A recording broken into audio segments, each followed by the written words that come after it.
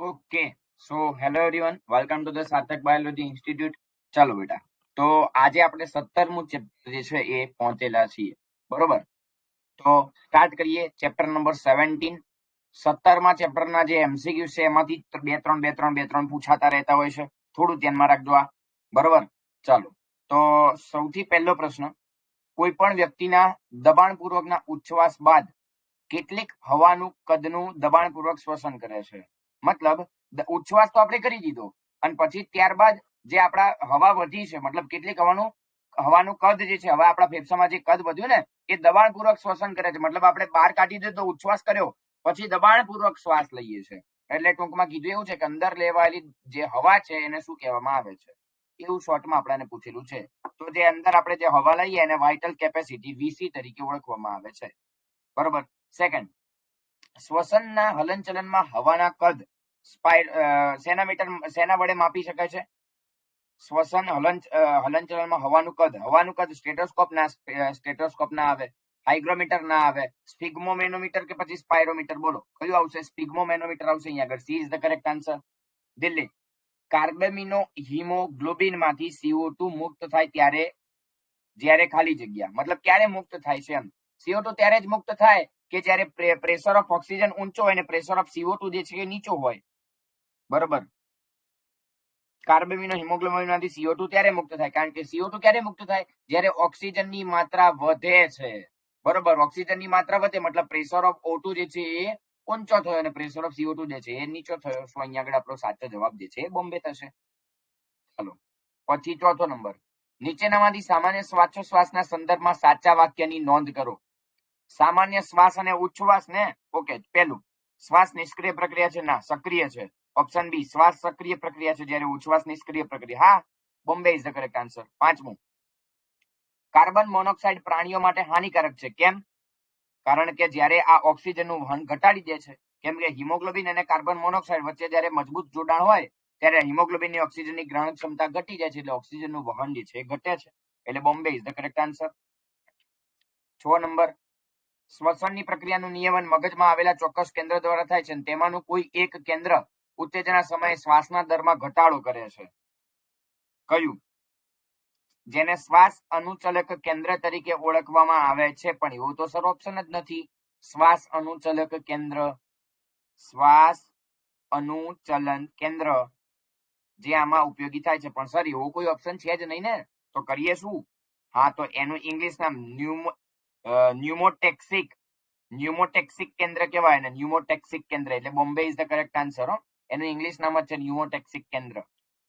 7મો number, column જોડવાની છે. પેલું, અળસિયું ભીનું ક્યુટિકલ એની શરીર ઉપર, પછી સંધિપાદ શ્વાસ વાહિનીઓ ધરાવશે, પછી પક્ષીઓ જે છે, પક્ષીઓ તમને ખ્યાલ હશે જ, ફેફસા ધરાવે છે, જ્યારે માછલીઓ ઝાલરો ધરાવે છે. એટલે 1 4 2 3, 1 4 2 3, એટલે Bombay is the correct answer.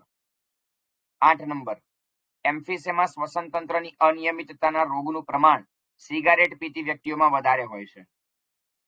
હા, જે સિગરેટ પીતો એમાં એનું પ્રમાણ જે છે વધારે થઈ જાય છે. તો એમાં એ થાય શું? વાયુકોષ્ઠોની દિવાલને નુકસાન પહોંચાડે છે. હા, સિમ્પલ વસ્તુ છે ને, વાયુકોષ્ઠોની દિવાલને જ નુકસાન પહોંચે. 9 નંબર, કોઈ વ્યક્તિને અકસ્માત અથવા તો એક્સિડન્ટ દરમિયાન છાતીમાં ઉરસ ગુહામાં છિદ્ર પડે છે, પણ ફેફસાને નુકસાન થતું નથી. તો એમાં થશે શું? શ્વાસોશ્વાસ બંધ થઈ જશે. સિમ્પલ વસ્તુ છે. 10 નંબર, ઓક્સિજન વિયોજન વક્ર જમણી તરફ ખસશે જો ખાલી જગ્યા, જો પ્રેશર ઓફ CO2 જે છે એ હાઈ હોય ત્યારે એ જમણી બાજુ એ ખસતું જોવા મળે છે. 11 નંબર, મનુષ્યમાં સામાન્ય શ્વાસોશ્વાસમાં સંકળાયેલી સ્નાયુની જોડી કઈ છે? બાહ્ય અને આંતરિક આંતરપાંસળીના સ્નાયુઓ, ઉરોદર પટલ અને ઉદરના સ્નાયુઓ, ઉરોદર પટલ અને બાહ્ય આંતરપાંસળીના સ્નાયુઓ, અને ઉરોદર પટલ અને આંતરપાંસળીના સ્નાયુઓ. તો ઉરોદર પટલ અને આંતરપાંસળીના સ્નાયુઓ, કારણ કે બંને શ્વાસોશ્વાસમાં જેમ કે ઉરોદર પટલ ઉપર નીચે થાય, બરોબર છે, એવી જ રીતે આંતરપાંસળીના સ્નાયુ પણ જે છે હલનચલન થતા જોવા મળે. 12 નંબર, શ્વાસોશ્વાસ દરમિયાન નીચેનામાંથી શું જોવા મળતું નથી? વાયુનું પ્રસરણ થાય છે, એ ક્યારેય ના થાય, બરોબર, કારણ કે પ્રસરણ ભૌતિક ક્રિયા છે, જ્યારે પેશી ને રુધિર વાહિનીઓ વચ્ચે થાય, શ્વાસોશ્વાસ દરમિયાન ના થાય. 13 નંબર, કીટકોમાં શ્વસન સીધું હોય છે, કારણ કે સીધી વસ્તુ છે ને, કીટકોમાં શ્વાસ નલિકાઓ જે છે એ હવાનું વહન શરીરમાં કરે શરીરની સપાટી દ્વારા O2 અને CO2 નો સીધો વિનિમય થાય છે અહીંયા આગળ. તો ઓપ્શન ચેક કરો. ફર્સ્ટ ઓપ્શન, કોષો ઓક્સિજન અને CO2 નો વિનિમય સીધો જ નલિકાઓ અને હવાની સાથે સાથે કરે છે. પેશીઓ ઓક્સિજન અને CO2 નું વિનિમય સીધું જ દેહ કોષ્ઠીય પ્રવાહી દ્વારા કરે છે. હા, તો લઈ શકે પહેલું કે કોષો ઓક્સિજન અને CO2 નું વિનિમય નલિકાઓ દ્વારા કરતું જોવા મળે છે. 14 નંબર, હિમોગ્લોબિનના ઓક્સિજન સાથેના જોડાણના સંદર્ભમાં અસત્ય વિધાન એટલે ખોટું વિધાન કયું છે? હિમોગ્લોબિનના ઓક્સિજન સાથેના જોડાણ માને તો પ્રેશર ઓફ ઓક્સિજન ક્યારે ઊંચું ના હોય, નીચું હોય, એટલે અહીંયા આગળ દિલ્હી જે છે એ થાય. બરોબર, અસત્ય એટલે ખોટું વિધાન આપણને પૂછ્યું છે. 15 નંબર, નીચેના શ્વસન કદ અને શ્વસન ક્ષમતાના સંબંધોમાંથી યોગ્ય વિકલ્પ પસંદ કરો. ઓકે, ફર્સ્ટ, ઇન્સ્પાયરેટરી કેપેસિટી IC બરાબર ટાઇડલ વોલ્યુમ એટલે ટીવી કે જે 500 હોય, અને પછી હવે રેસિડિયલ વોલ્યુમ. હા, તો સાચું પેલું જે છે ખોટું થઈ શકે. અહીંયા આગળ ટીવી વત્તા RV ના થાય, ખોટું થાય અહીંયા આગળ. વાઇટલ કેપેસિટી VC બરાબર ટીવી વત્તા IRV વત્તા ERV. હા, સત્ય થઈ શકે. બીજું સાચું થઈ શકે. ત્રીજું, RV રેસિડિયલ વોલ્યુમ બરાબર VC માઇનસ IRV ખોટું છે, અને ટીવી બરાબર IC માઇનસ IRV સાચું છે. એટલે બીજું અને ચોથું સાચું થયું. એટલે જુઓ તો બીજું અને ચોથું એટલે Bombay is the correct answer. 16 number, ફેફસામાં RBC અને રુધિર રસ વચ્ચે ચોક્કસ આયનોની ફેરબદલ થાય છે અને રુધિરમાંથી CO2 ની મુક્તિ પણ તે દર્શાવે છે.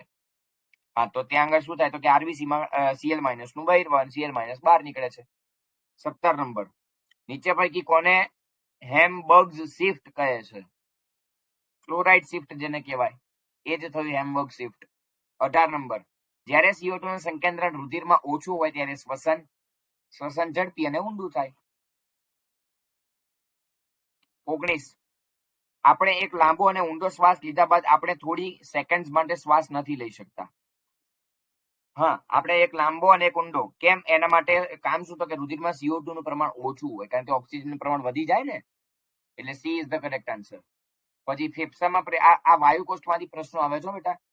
આજે આ વાયુ કોષ્ઠો વાળો જે ક્વેશ્ચન છે, આકૃતિ વાળો, એમાંથી પ્રશ્નો આવતા જોવા મળે છે. થોડું ધ્યાન રાખજો એ વાળું. બરોબર છે? ચાલો, તો વાયુ કોષ્ઠોમાં પ્રેશર ઓફ ઓક્સિજન 100 mmHg. આકૃતિમાંથી જ પ્રશ્નો છે.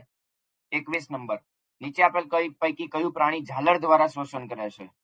બરોબર, તો ઝાલરો દ્વારા શ્વસન કરે છે મતલબ તમે લઈ શકો છો માછલીઓ. 22, સ્પાયરોમીટરની મદદથી શેનું માપન? શ્વાસોશ્વાસમાં ગતિવિધતામાં સામેલ વાયુનું કદનું માપન, ટાઇડલ કદનું માપન, એટલે એ અમદાવાદ. 23, વાયુ કોષ્ઠોમાં ઓક્સિજનનું આંશિક દબાણ ખાલી જગ્યા છે. ઓક્સિજનનું વાયુ કોષ્ઠોમાં ને તો 104 mmHg હોય. 24 નંબર, શ્વાસની પ્રક્રિયા ત્યારે જ થાય છે કે જ્યારે વાતાવરણીય દબાણની સાપેક્ષમાં ફેફસાનું દબાણ ખાલી જગ્યા હોય છે. ફેફસાનું દબાણ ત્યારે ઋણ હોય. 25, શરીરમાં કેટલા પ્રમાણમાં ઓક્સિજનનું વહન રુધિર રસ દ્વારા દ્રાવ્ય અવસ્થામાં થાય છે? 4 ml. યાદ રાખજો, પ્રત્યેક 100 ml ઓક્સિજન જે છે એ વાયુ કોષ્ઠોમાં રહેલા કેટલા મિલી CO2 મુક્ત કરે? પ્રત્યેક 100 ml જે છે 4 ml નું મુક્ત કરશે. મતલબ અહીંયા અમદાવાદ આપણો આન્સર થશે. બરોબર, 1 મિનિટ 25 રહી ગયો ને, સોરી. શરીરમાં કેટલા પ્રમાણમાં ઓક્સિજનનું વહન રુધિર રસ દ્વારા દ્રાવ્ય અવસ્થામાં? અચ્છા, દ્રાવ્ય અવસ્થા તો 70%. 70% રુધિર રસ જે છે દ્રાવ્ય અવસ્થામાં જાય. અને 100 ml ઓક્સિજનનું રુધિર દ્વારા વાયુ કોષ્ઠોમાં કેટલા મિલી? તો કે 4 મિલી.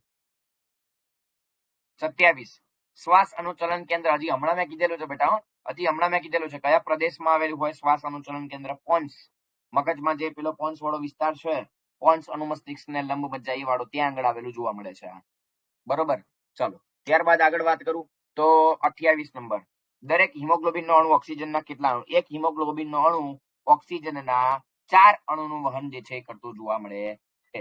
એટલે C is the correct answer. 28 માં 29, ફેફસામાં ઇન્સ્પાયરેટરી રિઝર્વ વોલ્યુમ એટલે IRV 2500 થી 3000 હોય છે. 30 નંબર, અળસિયા શેના દ્વારા શ્વસન કરે છે? એની જે ત્વચા છે ભીની, એના દ્વારા જ ને.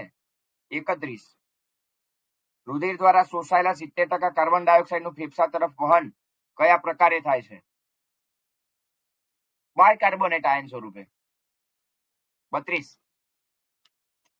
નીચેનામાંથી કઈ રચનામાં સૌથી નાનો વ્યાસ ધરાવે છે? જમણી પ્રાથમિક શ્વાસવાહિની, ડાબી પ્રાથમિક શ્વાસવાહિની, શ્વાસનળી અને સૂક્ષ્મ શ્વાસવાહિકા. સૌથી નાનો સૂક્ષ્મ શ્વાસવાહિકા, નાનામાં નાનું એમ. 33 નંબર, ઉચ્છ્વાસની પ્રક્રિયા દરમિયાન ઉરોદર પટલ કેવું બને છે? ઘુમ્મટ આકારનું બને. 34, શ્વસન માર્ગને ખુલ્લો રાખતી રચના કોને આભારી છે? દૂર દૂરના અંતરે આવેલી સી આકારની કડી, ઓ આકારની, સી આકારની કાસ્થિમય કડી કે નજીકના અંતરે આવેલી સી આકારની? નજીકના અંતરે આવેલી સી આકારની કાસ્થિમય કડીઓ. 35, CO2 નું વહન કયા સ્વરૂપે થાય છે? કાર્બેમિનો સ્વરૂપે, CO2 ના ભૌતિક દ્રાવણ, બાયકાર્બોનેટ કે બધા આવશે. 36, શ્વાસોશ્વાસની ગતિવિધિમાં સામેલ વાયુના કદનું માપન શેના દ્વારા થતું જોવા મળે છે? વાયુના કદનું માપન તો હજી હમણાં તો વાત થઈ અહીંયા આગળ યાર, સ્ફિગ્મોમેનોમીટર કે પછી એક મિનિટ, વાયુના કદ માટે સ્પાયરોમીટર, કદ માટે સ્પાયરોમીટર, યસ. 38, સામાન્ય દેહધાર્મિક પરિસ્થિતિમાં દર 100 ml ઓક્સિજન યુક્ત રુધિર આશરે કેટલા મિલી ઓક્સિજન રુધિરને પહોંચાડે છે? તો કે 50 ml રુધિર પહોંચાડે છે. 38, દબાણપૂર્વકના ઉચ્છ્વાસ બાદ ફેફસામાં વધેલું હવાનું કુલ કદ, રેસિડિયલ વોલ્યુમ જેને આપણે કહીએ છીએ, આરવી. 39, નીચેનામાંથી કયા રોગમાં શ્વાસવાહિની અને શ્વાસવાહિકામાં દાહને કારણે શ્વાસોશ્વાસ સમયે અવાજ આવે છે? અવાજ જે છે એ દમને કારણે આવે છે. 40 નંબર, કાર્બનિક એનહાઇડ્રેસની ઊંચી સાંદ્રતા શેમાં જોવા મળે છે? લ્યુકોસાઇટ્સમાં. પછી ફંક્શનલ રેસિડ્યુઅલ કેપેસિટી એટલે એફ, આર અને સી, એમાં શેનો સમાવેશ થતો જોવા મળે છે? તો ઈઆરવી વત્તા આરવી. 42, શ્વસનની લયબદ્ધતાનું કેન્દ્ર ક્યાં આવેલું છે? મગજના લંબ મજ્જામાં, એ જે નિયમન કરશે ને. 43, ફેફસામાં દબાણપૂર્વકનો ઉચ્છ્વાસ બાદ વધેલા હવાના જથ્થાને શું કહેવામાં આવે છે? રેસિડ્યુઅલ વોલ્યુમ, વધેલો જે જથ્થો છે એને આરવી તો કહેવામાં આવે છે, જે વધ્યું છે. 38 માં એ ના આવે સર, જોઈ લો બેટા. સામાન્ય દેહધાર્મિક પરિસ્થિતિમાં 100 ml ઓક્સિજન યુક્ત રુધિર આશરે, અચ્છા સોરી 5 ml નહીં, 50 ml થઈ ગયું છે. 5 ml, સોરી ઉતાવળમાં થઈ ગયું. 5 ml. 44, વ્યક્તિ દ્વારા શ્વાસોશ્વાસમાં લેવાતું કુલ કદ, એના માટે શું સાચું છે? તો જો વીસી વાઇટલ કેપેસિટી સાચું લાગે છે, કારણ કે ટીવી, આઈઆરવી, ઈઆરવી 4000 થી 4600. 45, ફેફસાની વાઇટલ કેપેસિટી શું છે? ફેફસાની વાઇટલ કેપેસિટી જે છે એ શું છે? વીસી ની વાત કરીએ છે. બોલો શું થાય? વીસી બરાબર શું થશે? વાઇટલ કેપેસિટી આપણને જણાવેલી છે અહીંયા આગળ ફેફસાની. બોલો તો શું થઈ શકે આન્સર? ફટાફટ બેટા. બરોબર છે, સિમ્પલ વસ્તુ છે, TL minus total lung capacity minus RV. ચાલો ત્યારબાદ 46 નંબરનો પ્રશ્ન, ઉરસીય ગુહાની વક્ષ બાજુએ અને પૃષ્ઠ બાજુનું જોડાણ સ્થાન એટલે ક્યાંથી ક્યાં જોડાણ પામે છે, એમ ટૂંકમાં એવું કીધું છે. તો ઉરસીય ગુહાની વક્ષ બાજુએ તો આગળની બાજુએ અને પૃષ્ઠ એટલે પાછળની બાજુએ કરોડસ્તંભ, આગળની બાજુએ ઉર્વસ્થિ સાથે એટલે અમદાવાદ જ થાય ને. 47, નીચેનામાંથી કઈ રચના ખોરાકને શ્વાસ નળીમાં જતો અટકાવે છે? ગાંઠી ઢાંકણ. 48, શ્વાસ નળી કેટલામી ઉરસીય કશેરુકાના સ્તરે બે ભાગમાં વિભાજિત થાય? સેકન્ડમાં, મતલબ બીજી જે છે ત્યાંથી ડિવાઇડેડ થવાની ચાલુ થાય વચ્ચેથી, પહેલી તો જોડાયેલી હોય ને. 49, એમ્ફીઝેમા રોગ માટે સાચો વિકલ્પ પસંદ કરો. વારંવાર ઉથલો મારતો દીર્ઘકાલીન રોગ, વાયુકોષ્ઠની દિવાલને નુકસાન કરે છે, શ્વસન સપાટીમાં ઘટાડો કરે છે, અને બધું આપેલ તમામ આવશે. 50, વાહિકાઓના અંતઃછદના કોષોની ફરતે આવેલી આધાર કલાની જાડાઈ કેટલી હોય છે? 1 મિલીમીટર કરતા બહુ જ ઓછી હોય છે. 51, નીચેનામાંથી કયા રોગ દરમિયાન રેસામય પેશીનો ઝડપી વધારો જોવા મળે છે? રેસામય પેશી જે સિસ્ટિક ફાઇબ્રોસિસ, બોમ્બે. 52, ઉચ્છ્વાસની ક્રિયા દરમિયાન ઉરોદર પટલ અને ઉર્વસ્થિના પોતાના મૂળ સ્થાને પરત આવે છે. ઉરસીય ગુહાનું કદ ઘટે છે, ફુફુસીય કદ ઘટે છે, અને આપેલ તમામ. 53, વાયુકોષોની કેશિકાઓનું અંતઃછદ શેનું બનેલું છે? લાદી સમધિત છદીય પેશીનું. 54 ફેફસા કેટલા ફુફ્ફુસી આવરણ દ્વારા આવરિત હોય છે? ફેફસામાં 2 આવરણ આવેલા હોય. 55 ઉચ્છ્વાસ દરમિયાન થતા ક્રમિક તબક્કાઓમાં કયો ફેરફાર ખોટો છે? તેના પરિણામે ફેફસા દબાય છે અને તેમાંનું દબાણ વધે છે. તેના પરિણામે ઉરસીય ગુહાનું કદ ઘટે છે. જ્યારે ઉરોદર પટલના સ્નાયુઓ સંકોચાય ત્યારે ઉરોદર પટલ ઉપરની તરફ ધકેલાય છે. હા, ઉરોદર પટલ ઉપરની તરફ ધકેલાય છે. 56 માનવમાં શ્વસનની ક્રિયાના તબક્કાઓને ધ્યાનમાં લેતા સાચો ક્રમ પસંદ કરો. બોલો, માનવમાં શ્વસનની ક્રિયાના તબક્કાઓને ધ્યાનમાં લેતા સાચો ક્રમ પસંદ કરો એવું કયું છે? તો ઉરોદર પટલનું સંકોચન ઉરસીય ગુહાનું કદ વધે છે. વાતાવરણીય હવા ફેફસામાં જે છે પ્રવેશ કરે છે અને હવા વાયુકોષો સુધી પહોંચે ને ફેફસામાં હવાના આંશિક દબાણમાં ઘટાડો થાય. શું થાય અહીંયા આગળ? તો સૌથી પહેલા અહીંયા આગળ પહેલું આવે, કેમ કે ઉરોદર પટલનું સંકોચન ત્યારે જ થાય કે જ્યારે ઉરસીય ગુહાનું કદ વધે છે. એટલે પહેલું આ ફર્સ્ટ આવશે, આ સેકન્ડ આવશે. પછી થર્ડ ની વાત કરું તો એ 5મા નંબરનું આવે, કેમ કે ફેફસામાં હવાનો આંશિક દબાણમાં ઘટાડો થાય. ત્યારબાદ આ ફેફસામાં ઘટાડો થાય તો હવા ફેફસામાં પ્રવેશે, આ ચોથું થાય.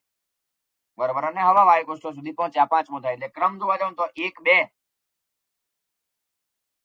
પછી 5મો નંબર, પછી 3જો નંબર ને પછી 4થો નંબર. એટલે C is the correct answer. અને 57 થી તો વિધાન અને કારણ વાળા પ્રશ્નો છે. તો વિધાન અને કારણ વાળા પ્રશ્નો તો હું અલગથી લેવાનો જ છું. એ તો મેં તમને પહેલેથી જ કહેલું છે. બોલો, ડન છે? બોલો બેટા.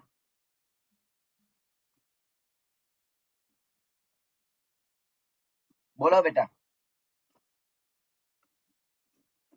ડન છે ને? ઓકે, ચાલો એક એનાઉન્સમેન્ટ કરી દઉં ખાલી કે ન્યૂ બેચીસ જે છે એ ચાલુ થઈ રહી છે બેટા. ન્યૂ બેચીસ જે છે એ શરૂ થઈ રહી છે. કઈ new batches? After NEET exam 18 તારીખથી નવી બેચીસ ચાલુ થઈ રહી છે. બરોબર, 18/7/2022 થી નવી 11th ની બેચીસ જે છે એ ચાલુ થઈ રહી છે. નવી 12th ની બેચીસ જે છે એ પણ ચાલુ થઈ રહી છે. અને નીટ 2023 નો કોર્સ જે છે એ 1 તારીખથી ચાલુ થઈ રહ્યો છે. બરોબર, એ 1 તારીખથી ચાલુ થઈ રહ્યો છે. બરોબર છે. 1 ઓગસ્ટ નીટ 2023 નો કોર્સ જે છે એ ચાલુ થઈ રહ્યો છે. તો જો કોઈને ઈચ્છા હોય તો મારા કોન્ટેક્ટ નંબર ઉપર મને ફોન અથવા તો મેસેજ કરી શકે છે. 6353124168 આ કોન્ટેક્ટ નંબર છે. બરોબર, તો તમે આ નંબર ઉપર મેસેજ મને કરી શકો છો. ચલો, તો આજનો સેશન હું અહીંયા આગળ ડન કરું છું.